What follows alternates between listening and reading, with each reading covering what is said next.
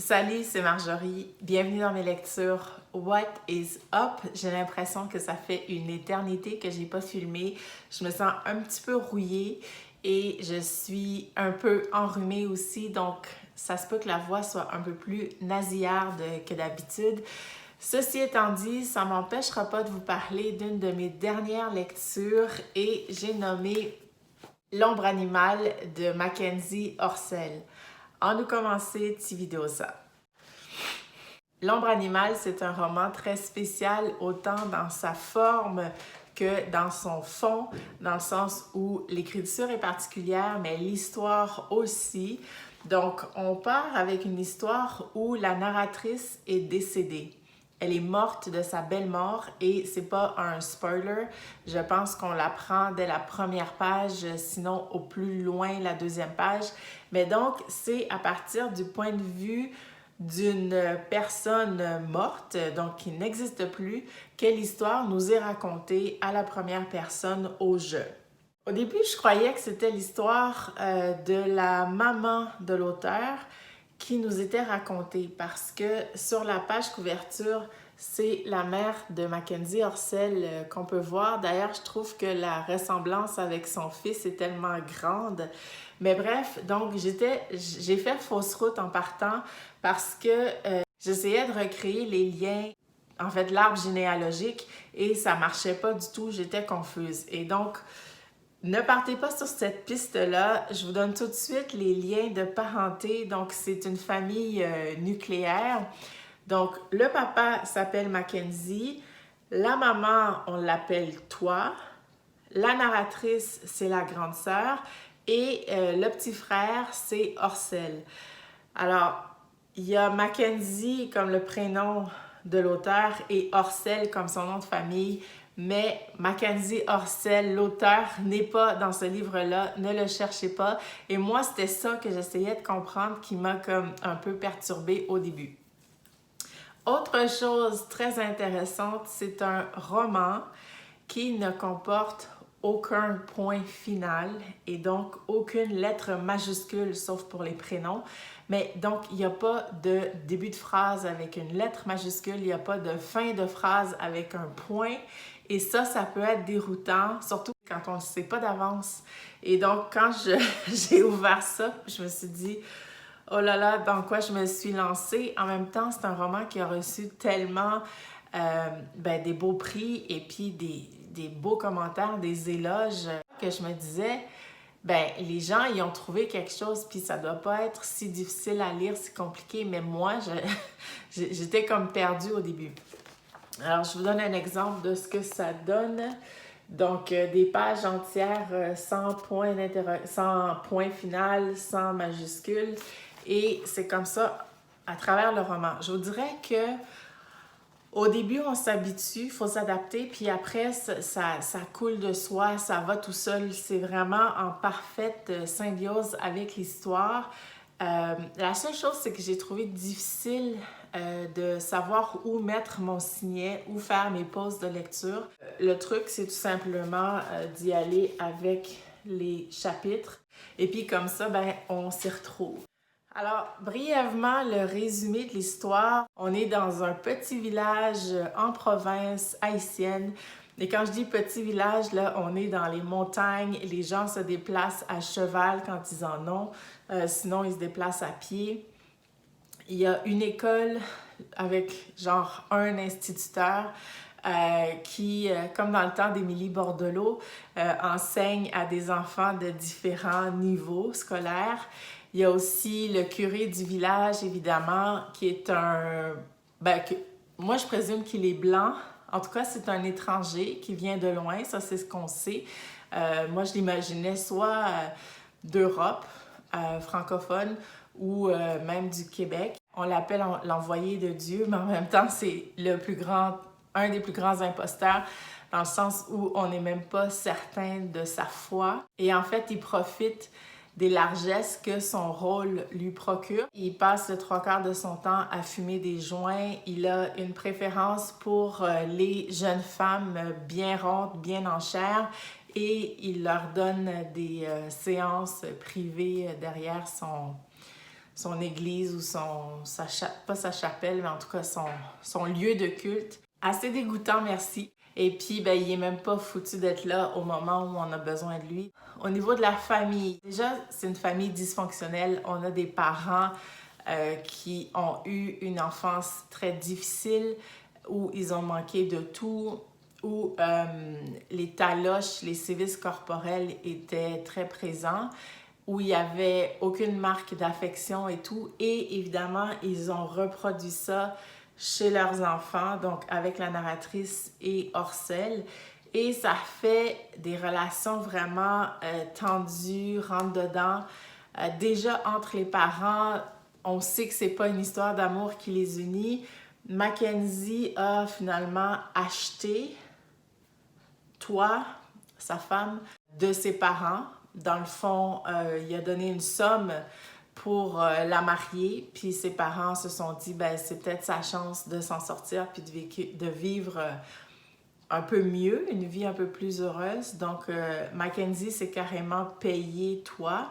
Et ça, on le comprend assez vite, ça nous est répété assez souvent, puis ça explique la relation qui existe entre eux deux.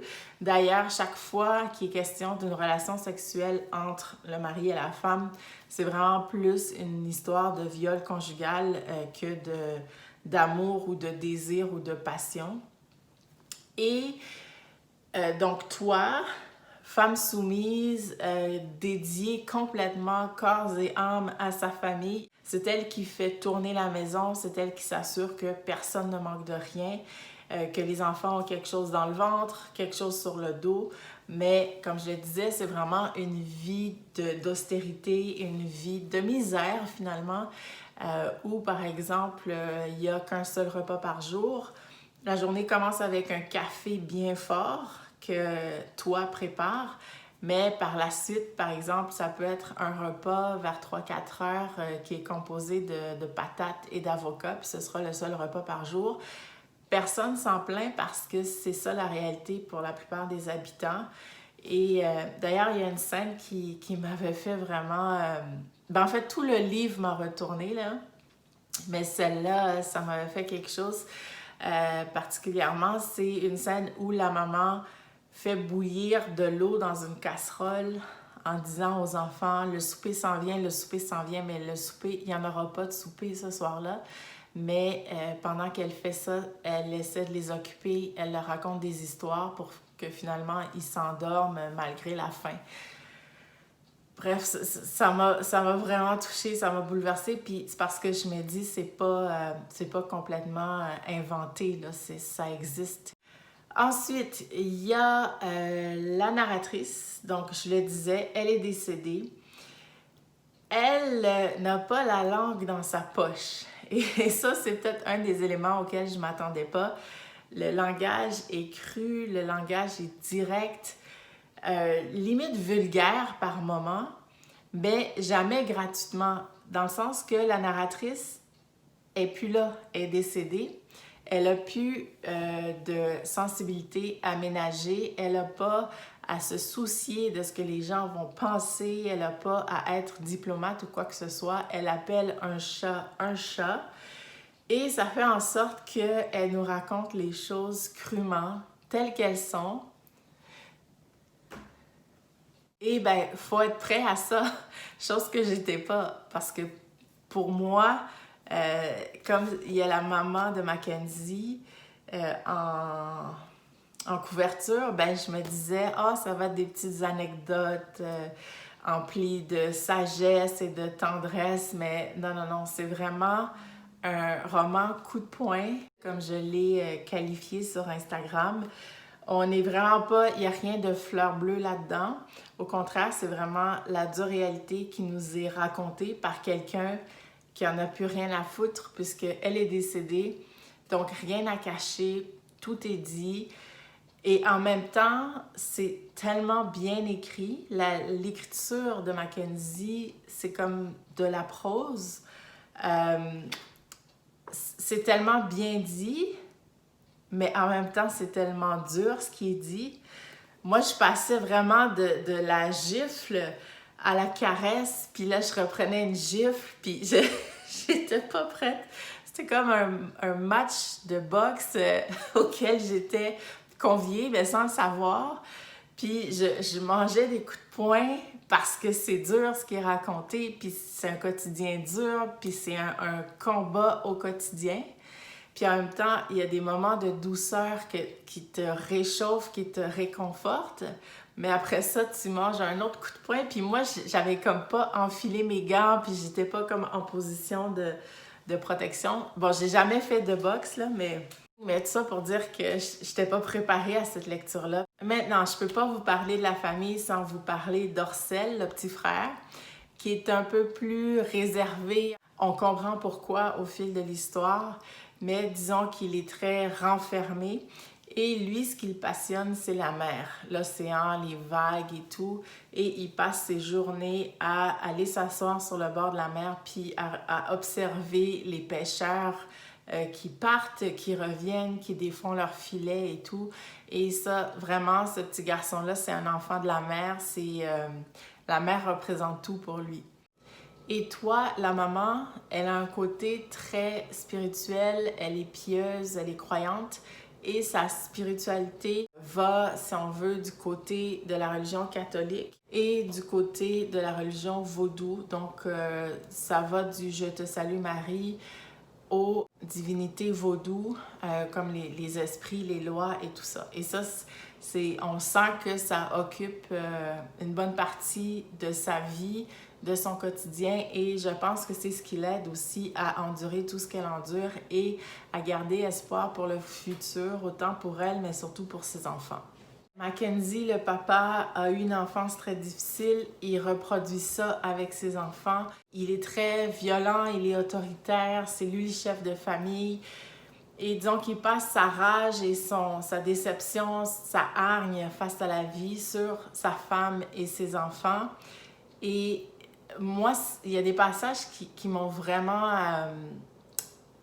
retourné l'estomac, mais il faut dire que tout ce qui est inceste ou pédophilie, ce genre de choses, torture, j'ai extrêmement de la difficulté à lire là-dessus. Ce qui est intéressant, c'est que chaque fois qu'un des personnages, grâce à son talent, grâce à ses capacités particulières, a une chance de quitter le village et d'aller se construire une vie meilleure ailleurs, comme en ville ou ailleurs, la mort le frappe. C'est comme si la mort gardait ses habitants au village. En tout cas, moi, c'est quelque chose que j'ai relevé dans le livre, puis ça m'a comme frappée. C'est comme si on n'avait pas de chance de s'en sortir. T'es né dans le village, tu vas mourir dans le village. D'ailleurs, parlant de quitter le village, dans le dernier quart de l'histoire, on comprend qu'une partie de la famille, là je vous dirai pas qui reste, qui quitte, mais donc une partie de la famille va quitter le village pour la grande ville, la capitale, Port-au-Prince, et va aller habiter chez la famille lointaine, la cousine de la fesse gauche de la grand-mère de je sais plus qui, et donc il débarque chez elle. Elle est déjà mère monoparentale de 3 enfants, 3 papas différents. Elle en arrache dans la vie, mais elle arrive à survivre grâce à des amis pourvoyeurs en fait des hommes qu'elle reçoit chez elle. Et en échange d'un peu de chaleur humaine, ces hommes-là vont lui payer un peu d'épicerie, les collages des enfants ou encore mieux, un mois de loyer. Donc c'est comme ça qu'elle survit. Finalement, ce que j'ai compris, c'est qu'il quitte une vie de misère à la campagne pour aller trouver une vie de misère en ville. Donc on va suivre l'évolution des différents membres de la famille dans la ville. Ce sera pas plus facile. Et c'est même à se demander est-ce qu'ils étaient pas mieux dans leur misère de la campagne. Alors, ça fait le tour. Il y a 1001 choses à raconter sur l'histoire, mais il faut aussi que je vous en laisse à découvrir pendant la lecture. Je vais plutôt vous dire mon ressenti, quoique je l'ai déjà quand même pas mal dit, mais définitivement, c'est le genre de livre que j'aimerais lire en club de lecture avec d'autres où je pourrais vraiment discuter, disséquer les scènes, les personnages, revenir sur certains détails qui finalement ont immense importance.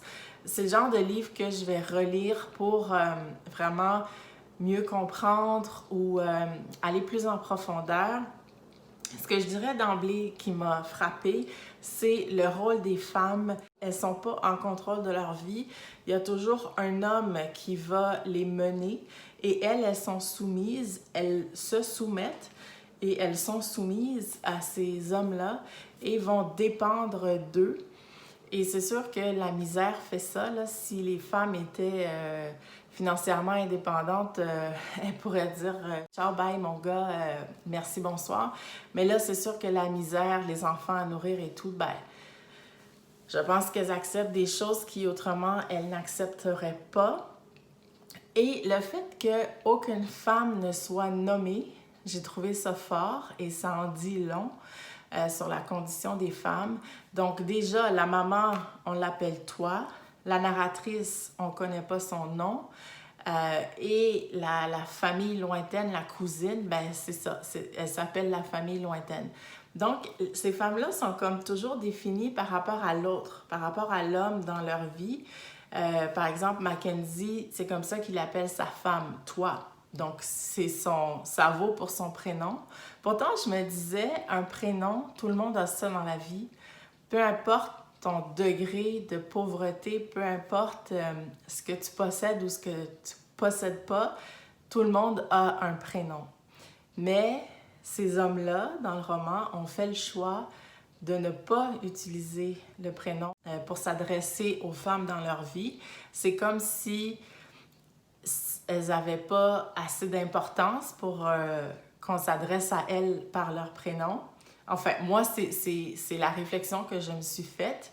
Et puis, l'autre réflexion que j'ai eue, c'est par rapport au style d'écriture, ben, en fait, à la ponctuation ou l'absence de ponctuation, l'absence de point final. Et je me suis dit, ben, dans le fond, c'est tout à fait logique avec l'histoire parce que la narratrice, elle est décédée. Et je me suis dit, ben, est-ce que c'est pas ça un peu la mort? C'est comme l'éternité. Quelle est la notion du temps dans la mort? Quand on a l'éternité, qu'est-ce que c'est une seconde versus un jour versus un an? Donc, moi, en tout cas, c'est à ça que ça m'a fait penser. Et ben, j'ai trouvé ça brillant. Honnêtement, moi, personnellement, je considère ce roman-là comme étant un chef-d'œuvre. J'ai pas dit que c'était un coup de cœur parce que j'ai été trop surprise par l'histoire, par sa dureté, mais je comprends tous les éloges qu'il a pu recevoir. Je comprends aussi les prix qu'il a gagnés parce que je me dis, wow, de penser à ça, de le mettre sur papier, chapeau, Mackenzie. Ça va faire le tour pour ma vidéo. J'espère avoir piqué votre curiosité. J'espère que ça va vous donner envie d'y jeter un coup d'œil, de lui donner sa chance. Franchement, ça vaut le coup. J'aimerais ça continuer à en discuter avec vous. Si vous l'avez déjà lu, laissez-moi des commentaires en bas de la vidéo. Faites-moi connaître vos impressions, vos avis. Est-ce que ça recoupe les miens ou bien est-ce que vous avez eu une expérience de lecture qui serait complètement différente de la mienne? Je serais vraiment intéressée de le savoir. Et puis, ben moi, je vous dis à bientôt dans une prochaine vidéo. Ciao!